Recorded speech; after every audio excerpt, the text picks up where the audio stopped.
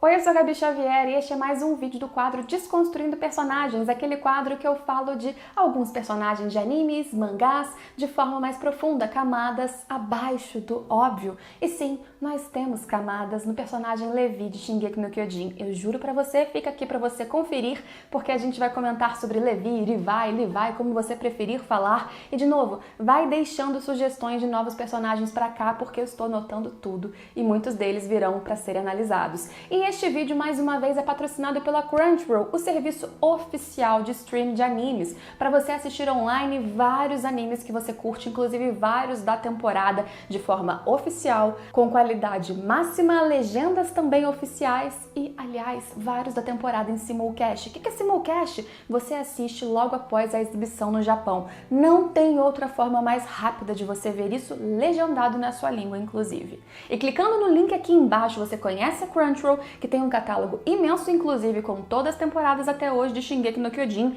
e você pode ter 14 dias por esse link aqui de acesso premium de graça. Aí você vai ter todos os títulos possíveis em HD, sem propaganda. Mas o que muita gente não sabe é que muita coisa lá, de qualquer forma, fica disponível gratuitamente para você. Mas me seguindo no Instagram, você pode conseguir, mais uma vez, passes gratuitos de 60 dias de acesso premium. Esse vídeo não terá spoilers até quase o seu final sobre o Levi. Quando eu for falar qualquer coisa sobre o presente do mangá, eu vou avisar bem avisado, então fica de olho. Durante a maior parte, eu vou falar de coisas que o anime, até o final da terceira temporada, já explicou. Eu não vou entrar em detalhes aqui sobre a infância, passado e histórico do Levi, porque já há vídeos bem esmiuçados sobre isso aqui no canal. Eu queria, na verdade, abordar o quanto isso influenciou em quem o Levi é. Porque Levi cresceu no subterrâneo, em um local abaixo das muralhas, abaixo do centro de tudo, da humanidade. Ele não tinha uma identidade, cidadania, ele era ninguém, sem sol, sem amor, e ele inclusive nasceu em um bordel e a sua mãe morreu quando ele ainda era muito jovem e ele mal tinha comida, mal tinha cor na pele, parecia quase um cadáver. E foi encontrado por um homem que nunca lhe contou que era o seu tio, mas Kenny Ackerman o ensinou algo que foi muito útil dali pra frente: a sobreviver. Mesmo que Levi não tivesse o seu sangue Ackerman, que lhe dá capacidade sobre-humana, que o transforma em um lutador muito acima do normal, ainda assim, com o que o Kenny o ensinou, ele seria um sobrevivente. Ele aprendeu logo cedo a pegar em uma faca, ele aprendeu a revidar, a se defender e a matar. E assim que Kenny o considerou apto a ficar sozinho, ele o abandonou, sem nunca dizer o seu sobrenome, a sua história. E por mais que Levi não parecesse sofrer por isso por fora, ele sempre ressentiu esse abandono. Ele sempre se sentiu mal, porque Kenny era a figura em quem ele se espelhava. Silenciosamente, com violência misturada com aprendizado, mas era a única pessoa que ele tinha próxima dele. Não podendo subir, sair daquele local horrível e escuro quando quisesse, ele encontrou amigos, ele roubava, ele fazia o que precisasse. Não tinha qualquer conceito moral para o guiar, porque ali praticamente não havia leis. Talvez como defesa, Levi nunca demonstrou seus sentimentos. Apesar disso, obviamente, ele tinha apreço pelas pessoas que ficavam perto dele. Seus dois amigos naquele subterrâneo lhe eram muito preciosos. E por isso que, enquanto eles estavam em uma missão para conseguir roubar um documento do Erwin da tropa de exploração e quem sabe matá-lo, quando ele perde os seus amigos destruídos, dilacerados, picotados por titãs, Levi desaba. E acima disso, Levi se culpa. Foi por uma decisão dele, porque ele resolveu partir sozinho na missão, deixando os dois para trás, porque ele resolveu ir atrás do Erwin sem eles, que os dois ficaram sem ajuda e não conseguiram lidar com titãs e morreram. Naquela hora, num misto de raiva, de dor e sofrimento, o que ele pôde fazer foi tentar atacar o Erwin. Mas Erwin tinha uma força, uma determinação e um objetivo de vida que Levi não tinha, e isso o atordoou e o deixou admirado. Quando Erwin falou que ele precisava deixar qualquer adversidade, qualquer problema menor para trás, porque o objetivo deles deveria ser lutar pela humanidade, entregar o seu coração e acabar com o verdadeiro inimigo, os titãs, e que arrependimento não poderiam existir porque arrependimentos os travavam, os bloqueavam, os impedia de avançar, Levi aceitou o seu papel como seguidor fiel do Erwin, como alguém que lutaria pela humanidade. Em um ano, ele se transformou no Capitão Levi e, de fato, a nova e maior esperança de toda a humanidade das muralhas. Superficialmente, Levi sempre foi o melhor lutador, o melhor soldado, aquele que matava titãs sem qualquer dificuldade e que, apesar disso, precisava lidar com a morte dos seus companheiros dia após dia. De que bastava ele ser um ótimo soldado? De que adiantava ele conseguir cumprir as suas tarefas se no fundo, se no fim, eles não chegavam a qualquer lugar? Mesmo assim, ele obedecia a Erwin, porque ele deveria saber mais, porque ele era alguém altruísta que colocava a sua vida em prol de um ideal muito maior e talvez esse era o ideal que Levi precisava. Pensar é algo que claramente o Levi evita. Talvez o Levi realmente esconda um grande desespero e não pensar e apenas cumprir ordens facilite muito as coisas para ele. É por isso talvez que ele fale para o Eren que suas decisões deveriam partir dele mesmo, não dos outros, e que ele deveria arcar com as consequências de tudo que ele decidisse e fizesse. E ele mesmo resolveu seguir as ordens que lhes eram dadas, sem que ele questionasse muitas das coisas, e quando ele precisasse tomar decisões, elas eram feitas racionalmente, friamente, e ele afirma mais de uma vez, inclusive no arco político, ele não coloca na balança moral qualquer uma das suas ações. Pode ser que tudo que ele faça seja extremamente errado, condenável, mas ele toma a atitude, a decisão que precisa ser feita e assim ele faz. Mas se você acha que Levi é infalível, você está extremamente errado. Levi falhou ao longo de todas as missões para proteger os seus amigos. Levi falhou ao talvez dar um conselho ruim para o Eren e ao não se posicionar, não dar ordens ele mesmo, acabou condenando à morte todo o seu esquadrão. Encontrar Kenny Ackerman, aquele que o criou, entrar em uma briga pela vida, um querendo matar o outro, por mais que ele estivesse decidido a fazer isso, certamente era algo que o atormentava, era algo que o fazia sofrer. E quando ele descobriu que aquele era seu tio, que aquele que o descobriu e o achou e o abandonou era um parente, alguém que deveria cuidar e dar amor, é claro que isso doeu. Ainda mais porque ele descobriu isso no leito de morte de Kenny Ackerman. E mais uma vez, ele não demonstra grandes sentimentos, ele continua nas suas missões, ele continua dia após dia, fazendo o que teoricamente é mais certo fazer.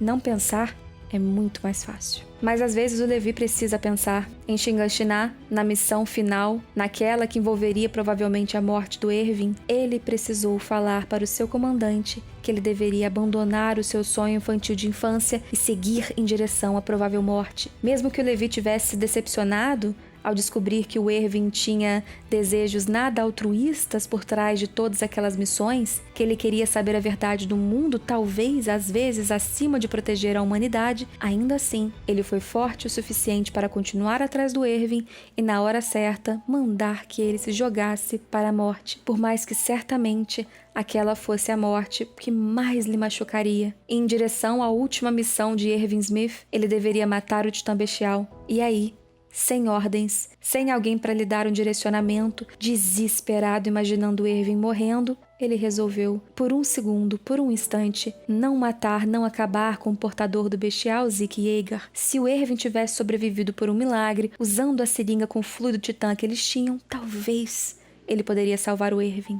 Talvez. Num instante, ele perdeu o Titã Bestial em uma atitude que lhe custaria muito caro no futuro, para ele e para muitas pessoas. Foi um erro grotesco, grave, um momento em que finalmente ele deixou os sentimentos fluírem, mas na hora errada. Ele foi passional, ele não se controlou, ele deixou de seguir ordens explícitas friamente e ele errou. E ao descobrir que Erwin estava vivo ainda, e ao precisar decidir entre ele e Armin quem sobreviveria, quem voltaria para aquele mundo cheio de dor e sofrimento, ele passionalmente também resolve poupar Erwin. É importante nós vermos que aqui Levi não foi nem um pouco racional novamente. Ele estava embebido de sofrimentos e ele queria poupar Erwin de mais dor, queria tirá-lo desse inferno e por isso ele salva Armin, não pelo Armin, mas pelo descanso eterno do Erwin. Talvez essa inclusive tenha sido racionalmente, taticamente, mais uma atitude extremamente errada do Levi. Talvez o Levi não saiba exatamente balancear todos os seus sentimentos e racionalidades, já que ele não aprendeu a equilibrar tudo isso no seu dia a dia. Ele esconde muito de quem ele é. Ele é alguém cheio de feridas,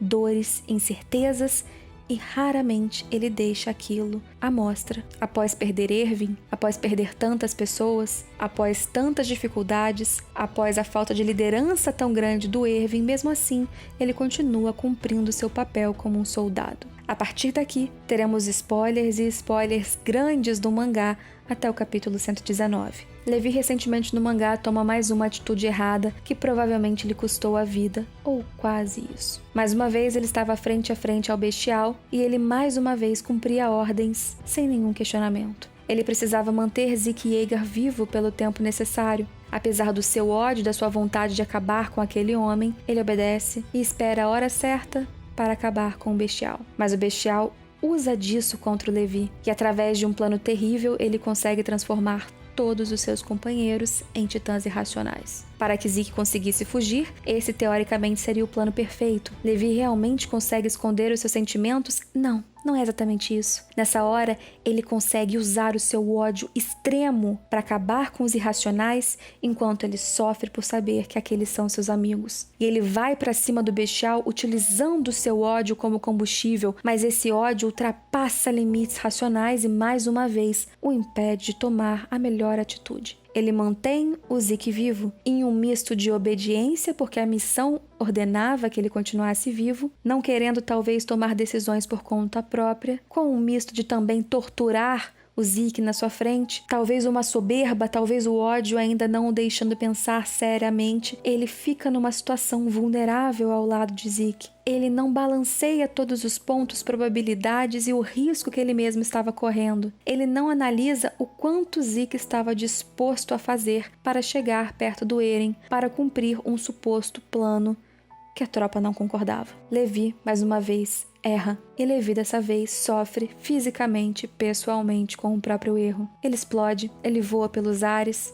Ele não morre imediatamente, mas certamente ele se feriu muito e está prestes a morrer. Uma vida de sofrimento, uma vida de servidão, uma vida de luta. E como aparece no seu quadro na última exposição de Shingeki, que está sendo exibida agora, talvez o que o mova não seja esperança, não seja a vontade de ver a humanidade livre, bem e em paz. Talvez o que o mova seja desespero. O desespero que o atormenta desde novo, a carência, a solidão, todos os sentimentos que nunca foram certamente preenchidos, porque toda vez que ele se aproximava de alguém, ele perdia essa pessoa. No seu torpor, tudo que ele lembra são as perdas. As pessoas que ele deixou para trás ao longo da sua jornada, e lhe bate um desespero, porque nesse momento ele percebe e ele se dá conta de que talvez todas essas mortes sejam em vão. Talvez todos tenham morrido por um Eren que não era o que eles esperavam. Ele se desespera quando tudo sai de controle e não há ninguém ali para lhe colocar no rumo novamente, para lhe dar uma ordem, para que ele possa voltar para sua capa do bom soldado que não pensa exatamente sobre as perdas, sobre as mortes, sobre as dores, sobre as consequências. Levi como um guerreiro é ótimo. Levi como Kenny o moldou é um ótimo sobrevivente. Mas, talvez, de tanto esconder seus sentimentos, essa seja a sua maior fraqueza. Uma fraqueza emocional que o próprio Zeke percebeu e da qual ele se aproveitou. Uma fraqueza emocional que lhe deixa frágil em alguns momentos, que o faz não pensar muito bem, mas que também o gera ódio, que pode impulsionar muito a sua capacidade de luta. Mas capacidade de luta tem limite. Agora que ele está tão ferido que ele não consegue reconstruir órgãos e partes do corpo como um portador de titã, qual será a sua utilidade? Qual será a utilidade e vivência do Levi agora que talvez ele só terá, não sabemos por quanto tempo, o seu eu, não mais o seu corpo, não mais a máquina, não mais o soldado. Levi precisando lidar com ele mesmo, seus próprios sentimentos, culpas e frustrações. Deixa o like se você curtiu, me fala aqui embaixo o que você pensa sobre o Levi. Mais uma vez, comente aqui embaixo quais personagens você gostaria de ver aqui no canal pra gente falar um pouquinho mais sobre eles. Não esquece de conhecer aqui a Crunchyroll no link aqui embaixo e a gente se vê em todos os próximos vídeos se você se inscrever no canal. Então deixa o like e se inscreve. Tchau, tchau!